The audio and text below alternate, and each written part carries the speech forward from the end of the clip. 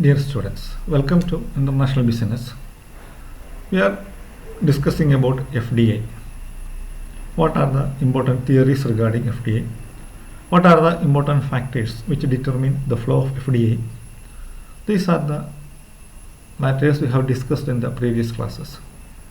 In this class, we are going to discuss about two concepts: host country determinants of FDI and dangers of FDI. Host country determinants of FDI. So there are two countries, home country and host country.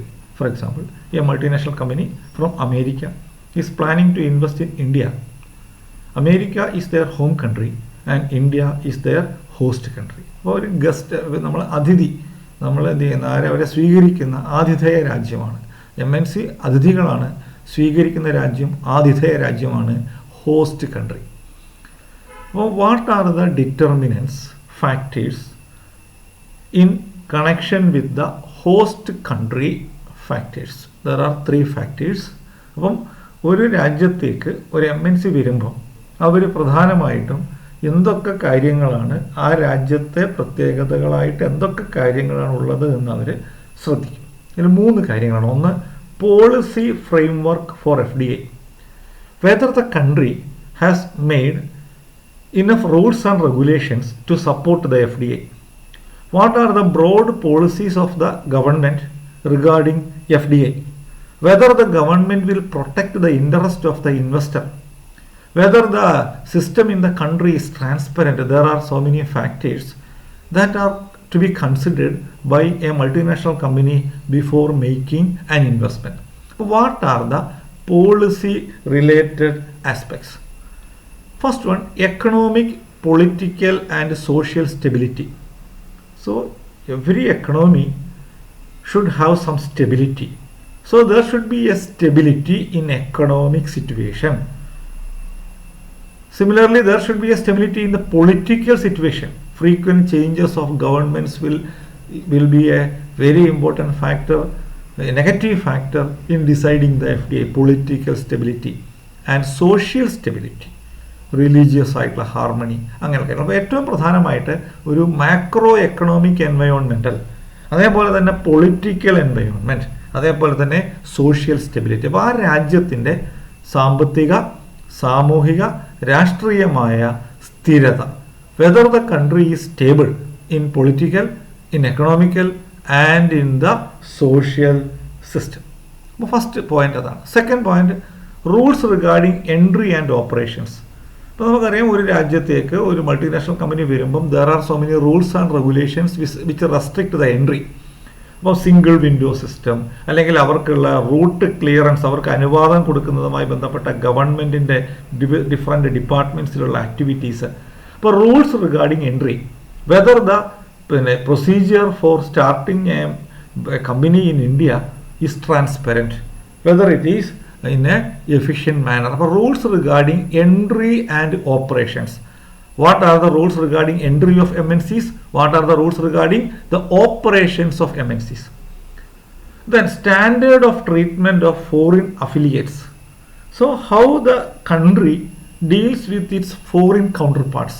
അപ്പോൾ വിദേശ രാജ്യങ്ങളുമായിട്ട് അവരുമായിട്ടുള്ള affiliates, അവരുമായിട്ടുള്ള ബന്ധം, അവരുമായിട്ടുള്ള relation, standard. അപ്പോൾ നമ്മളിപ്പോൾ for example ചൈനയുമായിട്ട് നമ്മുടെ ഇപ്പോഴത്തെ ഒരു സിറ്റുവേഷൻ എന്ന് പറയുന്നത് അത് ഫോറിൻ, ആ രാജ്യവുമായിട്ടുള്ള ബന്ധം നെഗറ്റീവാണ്, എന്നാൽ അമേരിക്കയുമായിട്ട് വളരെ പോസിറ്റീവാണ്. അപ്പം standard of treatment of foreign affiliates. Then policies of functioning and structure of market. What is the position of the market in the country? അപ്പം നമ്മുടെ രാജ്യം ഒരു ക്ലോസ്ഡ് മാർക്കറ്റ് ആയിരുന്നു 90 വരെ. Now our economy is an open market. It is based on a market-based economy. That is competition. Free competition is permitted. There is less government interference. അപ്പം മാർക്കറ്റിൻ്റെ structure, അതിൻ്റെ functioning, whether the market is controlled or not, whether the market is having freedom to take decision or implement the decision to sell the products from the different countries. അപ്പോൾ competition, mergers and acquisition, ഇപ്പോൾ അവിടെ ഒരു company ഏറ്റെടുക്കാനുള്ള സ്വാതന്ത്ര്യമുണ്ടോ? അപ്പം മാർക്കറ്റിൻ്റെ structure. Then international agreement on FDI. So നമുക്കറിയാം FDI flow of capital it is based on the WTO. What are the bilateral and multilateral agreement, the impact of the multilateral agreements between the host country and the other countries? Privatization policy നമ്മുടെ രാജ്യത്ത് നടന്നുകൊണ്ടിരിക്കുന്ന ഏറ്റവും വലിയൊരു വിഷയമാണത്. So the government should privatise all activities. അപ്പോൾ പൊതുമേഖല എന്ന് പറയുന്ന ഗവൺമെൻറ്റിൻ്റെ മാത്രം കൺട്രോളിലുള്ള ഏരിയകൾ അത് പാടില്ല. So there should be free competition. The government should privatise all the areas in favor of private sector.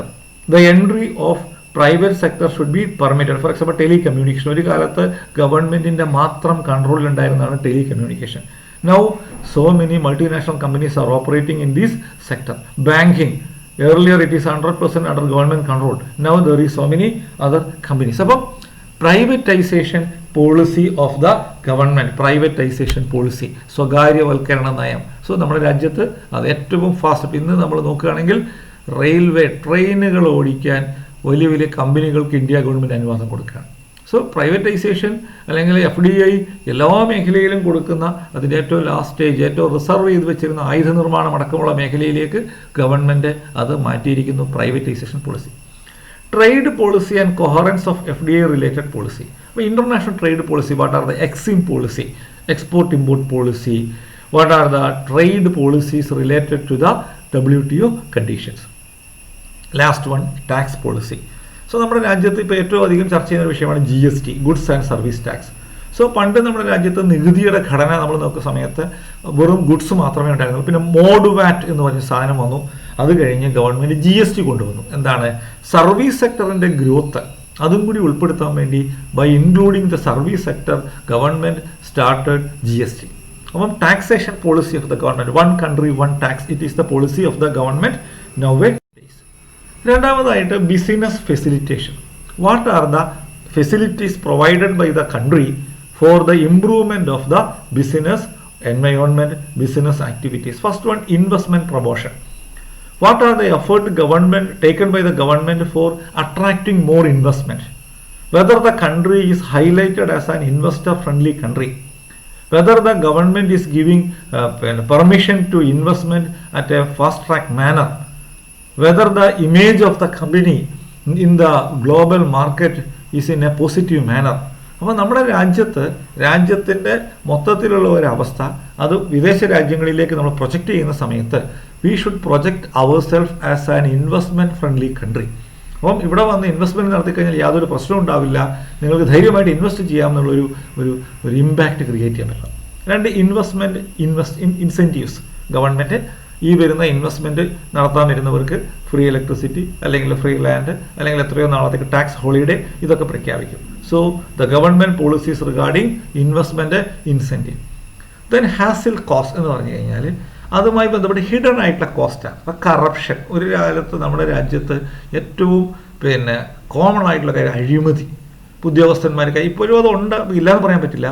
Corruption, ഓരോ ലൈസൻസ് കൊടുക്കുന്നതിന് കൈക്കൂലി വാങ്ങുന്ന ഒരു കാലമുണ്ടായിരുന്നു. കറപ്ഷൻ. Administrative efficiency. ഇപ്പോൾ ഒരു ഫയൽ മൂവ്മെൻറ്റ് നമുക്കൊരു അപേക്ഷ കൊടുത്തു കഴിഞ്ഞാൽ എത്ര നാളം കൊണ്ടത് തീരുമാനമാവും. അപ്പോൾ അതുമായി ബന്ധപ്പെട്ട cost. Social amenities, that means what are the facilities available in the country to the leisure, to the recreation of the people coming to India. അപ്പോൾ നമുക്കറിയാം ബാംഗ്ലൂർ പോലത്തെ സിറ്റികളിലൊക്കെ വലിയ വലിയ മോഡേൺ ഫെസിലിറ്റീസ് ഉണ്ട്. എന്താണ്? Four supporting the IT professional working in the different multinational companies in the city. അപ്പം അവിടെ social amenities, അവർക്ക് വേണ്ട റിക്രിയേഷൻ ഫെസിലിറ്റീസ്, അല്ലെങ്കിൽ ക്ലബ്ബുകൾ, ഹോട്ടലുകൾ, അല്ലെങ്കിൽ റിക്രിയേഷൻ ഫെസിലിറ്റീസ്, മാളുകൾ. So all of them are related to the quality of life for social amenities. After investment service. What are the after investment ഏതൊക്കെ രീതിയിലുള്ള സൗകര്യങ്ങളാണ് ഇൻവെസ്റ്റ്മെൻറ്റിന് ശേഷം അവർ കൊടുക്കുന്നത്. ഇനി മൂന്നാമതായിട്ട് എക്കണോമിക് ഡിറ്റർമിനൻസ്. 3 തരത്തിലുള്ള എക്കണോമിക് ഡിറ്റർമിനൻസ് ആണുള്ളത്. നമ്മൾ നേരത്തെ പറഞ്ഞതാണ്. മാർക്കറ്റ് സീക്കിംഗ് FDI എന്ന് പറഞ്ഞു കഴിഞ്ഞാൽ FDI is based on the market factors, that is market size, market growth, access to markets, then customer preferences and structure of market. മാർക്കറ്റിൻ്റെ ആ ഒരു വ്യാപ്തി. ഇന്ത്യ ലോകത്തെ ഏറ്റവും വലിയ ഡെസ്റ്റിനേഷൻ ഒന്നായി മാറിയിരിക്കുകയാണ്. എന്താ കാരണം? ലോകത്തെ 2ാമത്തെ ഹയസ്റ്റ് ജനസംഖ്യയുള്ള രാജ്യമാണ്, ഏറ്റവും കൂടുതൽ യങ്സ്റ്റേഴ്സ് ഉള്ള രാജ്യമാണ്, ഏറ്റവും കൂടുതൽ പിന്നെ നീഡ്സ് ഉള്ള കൺട്രിയാണ്. So the market size of our country is a major factor that attract the FDA. Market growth. Similarly, the access to market, whether you can sell the products in all the areas. Structure of the market, whether it is free or not. And resource seeking FDI. That means the FDI is sometimes based on the search for resources, natural resources, raw material, cheap labor, and a physical infrastructure. Third one, efficiency seeking FDI. That means the MNCs will want to reduce the cost of production. So they are in search of countries where they can produce goods at a lower cost of resources, transportation and communication cost, membership in regional integration. That means SAARC, അതല്ലെങ്കിൽ പിന്നെ naphtha, അതിനകത്തൊക്കെയുള്ള. അപ്പം 3 തരത്തിലുള്ള factors ആണുള്ളത്.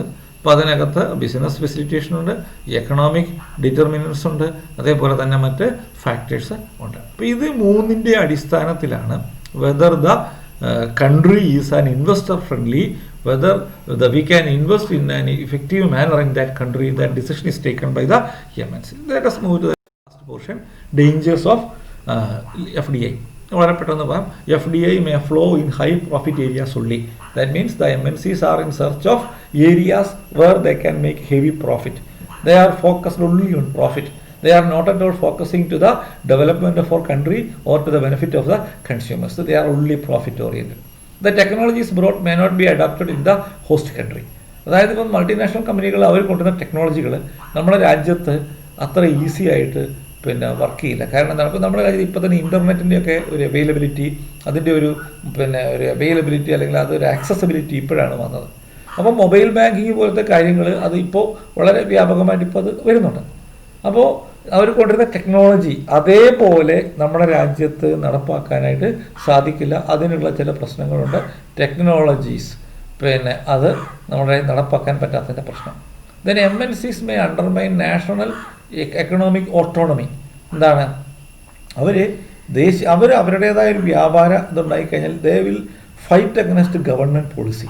അപ്പോൾ അവരുടേതായ ഒരു സ്വാതന്ത്ര്യം പ്രഖ്യാപിച്ചിട്ട് അവരെന്ത് ചെയ്യുന്നു, they will work that may be against the interest of the nation. MNCs may undermine national economic autonomy, may be against the national interest. FDI may sometimes have unfavorable effect on balance of payment. എന്ന് പറഞ്ഞാൽ these MNCs will transfer their profit, their surplus from this country to their home country. This will lead to some problem in the balance of payment situation. അപ്പം നമ്മുടെ FDI അവരിവിടുന്ന് കൊണ്ടുവരുന്ന ലാഭവും മറ്റും ഇവിടുന്ന് അങ്ങോട്ട് foreign currency പോകാനും sometimes it may affect the balance of payment situation. Then foreign capital may sometimes interfere in national politics. So they will use pressure techniques for influencing the political decisions. അവർ പല രീതിയിലുള്ള സ്വാധീനങ്ങൾ നടത്താൻ chance ഉണ്ട്. അപ്പം ഈ പറയുന്ന വിദേശ മൂലധനം രാഷ്ട്രീയ നേതൃത്വത്തെ സ്വാധീനിക്കാനുള്ള ചാൻസ് ഉണ്ട്. Foreign investors may engage in unfair and unethical trade practice എന്ന് പറഞ്ഞു കഴിഞ്ഞാൽ അവർ പലതരത്തിലുള്ള അഴിമതി നടത്തിയോ അല്ലെങ്കിൽ സ്വജനപക്ഷപാതം അങ്ങനെ ഏതെങ്കിലും തരത്തിലുള്ള തട്ടിപ്പുകളൊക്കെ നടത്താൻ ചാൻസ് ഉണ്ട്. There are so many unethical trade practices. Similarly FDI may be weaken the SSI sector. അപ്പോൾ അങ്ങനെ വരുന്ന ടെക്നോളജി ബേസ്ഡ് FDI അത് നമ്മളെ സ്മോൾ സ്കെയിൽ ഇൻഡസ്ട്രീസിനെ വളരെ നെഗറ്റീവായിട്ട് ബാധിക്കും. Then MNCs may cause for eliminating competition and creation of monopolies. അപ്പോൾ നമ്മളെ രാജ്യത്തേക്ക് MNCs വരുന്ന സമയത്ത് അപ്പോൾ അവർ ലോ കോസ്റ്റ് സാധനങ്ങൾ ആദ്യം വിൽക്കും. അപ്പോൾ എന്ത് സംഭവിക്കും, നമ്മുടെ രാജ്യത്തുള്ള ഡൊമസ്റ്റിക് കമ്പനികളെല്ലാം ക്രൈസിസിലേക്ക് പോകും.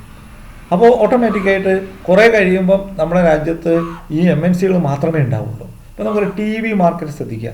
ഒരു 5-8 വർഷം മുമ്പ് ഇന്ത്യൻ ബ്രാൻഡുകൾ കുറേ ഉണ്ടായിരുന്നു. ഇപ്പോൾ നമുക്ക് നോക്കിയാൽ ഇന്ത്യൻ ബ്രാൻഡുകൾ ഒന്നും ഇവിടില്ല. എല്ലാം മാത്രമേ ഉള്ളൂ, മൾട്ടിനാഷണൽ ബ്രാൻഡുകൾ മാത്രമേ ഉള്ളൂ. So it will reduce competition and creation of monopoly. Then FDI has several risks and cost. അതായത് അത് വളരെ റിസ്കി ആയ ഒരു ആക്ടിവിറ്റിയാണ്, വളരെ കോസ്റ്റ്ലിയാണ്. It is not reliable. Then it is having several hidden cost. നമ്മൾ പുറത്ത് പറയാത്തപ്പോൾ നമ്മൾ ഫ്രീ ലാൻഡ് കൊടുക്കുന്നു, അല്ലെങ്കിൽ ഫ്രീ ഇലക്ട്രിസിറ്റി കൊടുക്കുന്നു, അല്ലെങ്കിൽ ടാക്സ് എക്സെപ്ഷൻ കൊടുക്കുന്നു. ഇതിൻ്റെ കോസ്റ്റ് നമ്മൾ മെഷർ ചെയ്യുന്നില്ല. അതൊക്കെ ഹിഡൻ കോസ്റ്റുകളാണ്. അപ്പോൾ ഇത്തരത്തിൽ FDI എന്ന് പറയുന്നത് it is a very important point in the development of a country. It is very common due to WTO. India is the one of the most important countries where the FDI is flowing. The multinational companies are using this country as a destination for marketing, for making the products and marketing it to the whole world. Okay, thank you.